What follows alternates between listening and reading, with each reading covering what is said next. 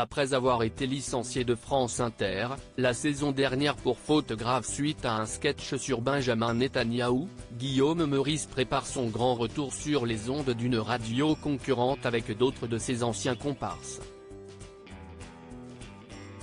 Une nouvelle et palpitante aventure professionnelle évoquée par l'humoriste dans les colonnes du Parisien ce lundi 26 août 2024.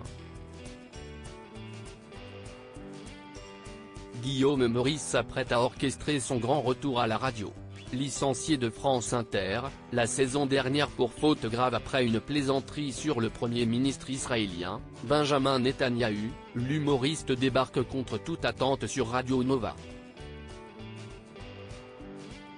Pour la rentrée, la célèbre station a ajouté à sa grille une nouvelle émission intitulée La Dernière, que l'ex-taulier du Grand Dimanche Soir animera.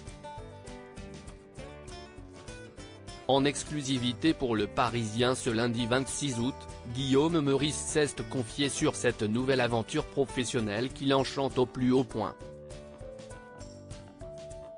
On me sort par la porte, je reviens par la fenêtre, a-t-il plaisanté. Dès le 8 septembre, le programme ouvert au public et retransmis en direct depuis le théâtre L'Européen à Paris, sera diffusé tous les dimanches de 18h à 20h. Et ce n'est pas tout. Guillaume Meurice sera également entouré de Juliette Arnaud, Pierre-Emmanuel Barré et Aymeric Lomprey. J'ai choisi de faire appel à mes camarades qui n'avaient plus de boulot, depuis cette petite affaire du mois de mai, a expliqué le chroniqueur qui souhaite toujours obtenir gain de cause au prud'homme. Nous avions envie de continuer à faire des conneries ensemble, tous m'ont dit oui immédiatement. L'occasion pour lui d'en dire davantage sur cette nouvelle émission très attendue des auditeurs. Il y aura des chroniqueurs d'humour, avec la bande, mais aussi quelques occasionnels comme Florence Mendez ou Hakim Omiri. Nous aurons des invités mais pas pour faire leur promotion. Ils seront là pour nous aider à être un peu moins cons et nous éclairer sur l'actu. Guillaume Meurice règle ses comptes avec France Inter pour rappel à l'annonce de son licenciement. Aymeric Lomprey avait annoncé qu'il démissionnait de France Inter par solidarité. D'autres avaient également fait de même. À l'instar de Thomas VDB ou encore Pierre Thévenoud. C'était assez émouvant de suivre cela de mon canapé, même si ce n'était pas véritablement pour moi, a souligné Guillaume Meurice. Il ne voulait plus travailler dans une radio qui ne garantissait plus la liberté d'expression. Et de compléter en toute transparence, après il se trouve que cela m'est arrivé parce que je n'ai pas voulu me soumettre à leurs injections d'excuses et d'explications.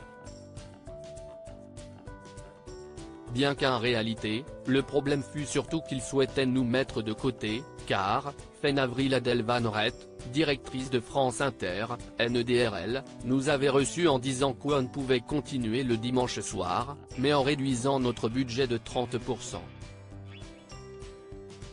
Un clin d'œil à Charline Vanhoenacker pour rebondir avec humour quant à la situation. Aymeric Lomprey et Guillaume Meurice avaient alors formulé une demande d'asile humoristique durant une chronique d'Alex Vizorek, leur ancien collègue qui brille désormais sur les ondes de RTL. Ayant eu vent de leur requête, Radio Nova a décidé de l'exaucer. Quant à Juliette Arnaud, elle officiait également aux côtés de Charline Vanhoenacker.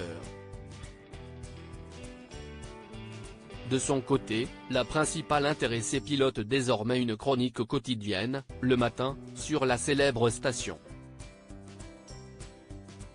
Je lui ai évidemment envoyé un message, a reconnu Guillaume Meurice en évoquant son ex-collègue. Elle m'a dit qu'elle était contente pour moi et qu'elle me souhaitait bonne chance. Je lui ai répondu que si ça tournait mal pour elle à Radio France, elle aurait toujours une place chez nous. Également ancien de France Inter, où il s'est illustré entre 2012 et 2017, Pierre-Emmanuel Barré rebondira sur l'actualité aux côtés de Guillaume Meurice et de ses autres comparses.